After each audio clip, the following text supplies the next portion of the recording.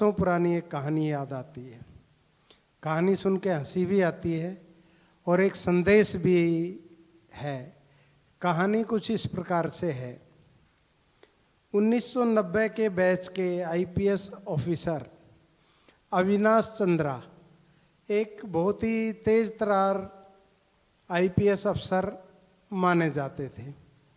जब वो बुलंदशहर के एसपी के रूप में तैनात हुए तो उन्होंने एक आदेश निकाला कि कोई भी सिपाही, हेड कांस्टेबल, दरोगा, एसएचओ, सीओ, डीएसपी या उनके मातहत जितने भी कर्मचारी थे, किसी की भी तोंद दिखाई नहीं देनी चाहिए। और उस आदेश का पुलिस डिपार्टमेंट पर ये असर हुआ कि महीने डेढ़ महीने के बाद ही उस आदेश की वजह से पुलिस कर्मचारियों की जो तोंद है वो घटने लगी।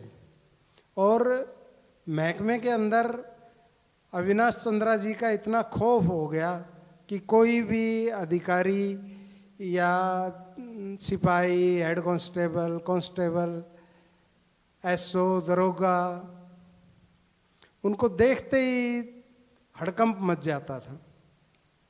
लेकिन एक वाकया ऐसा हुआ कि इस तेज तर्रार आईपीएस ऑफिसर अविनाश चंद्रा को भी लेने के देने पड़ गए।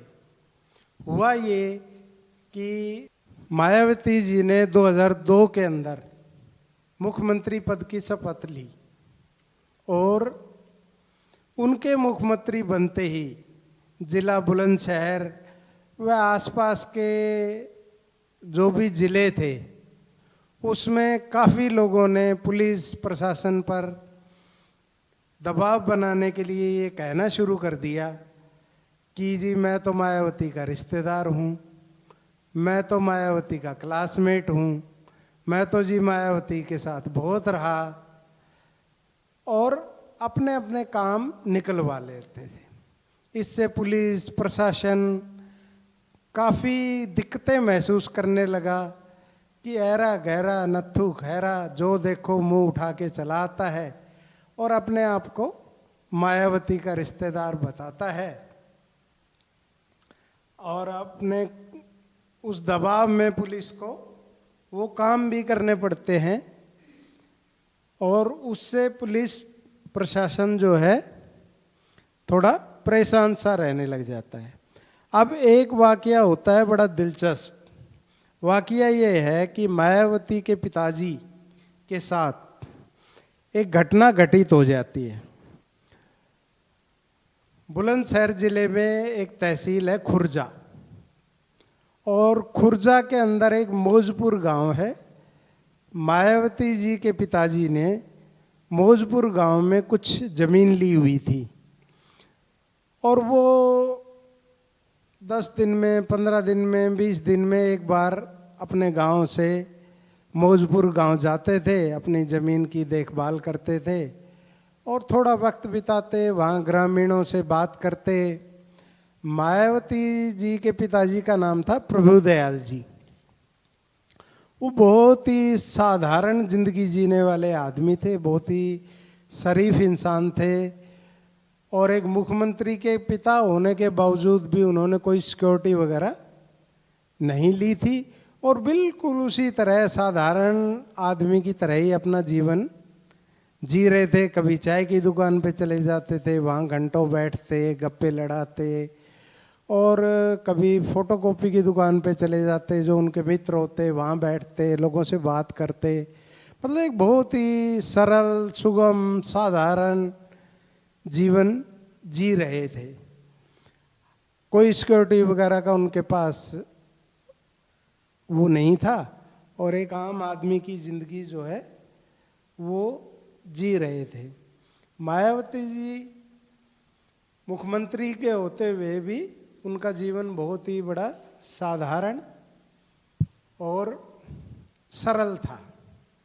वाकया एक बार ऐसे हुआ कि मायावती जी के पिताजी श्री प्रभुदयाल जी अपने गांव से खुर्जा तहसील के मौजपुर गांव में अपनी ज़मीन को देखने के लिए, जो कि वो अक्सर जाते रहते थे। तो वो अपनी ज़मीन वगैरह देख के वापस आ रहे थे, वहाँ से लौट रहे थे, खुर्जा शहर की तरफ आ रहे थे। जैसे ही वो खुर्जा शहर की अंदर एंट्री कर रहे थे, कोतवाली के पास पहुंचने वाले थे, वहाँ ऑलरेडी एक जाम पहले से लगा हुआ था। तो जाम लगा था, बंदा 1-2 मिनट इंतज़ार करता है, फिर ये देखने की कोशिश करता है कि भाई क्या कारण है, क्यों जाम लगा हुआ है। तो उनके जो ड्राइवर थे, उन्होंने ये देखने के लिए कि आगे किस कारण से जाम लगा हुआ है, उन्होंने खिड़की खोली।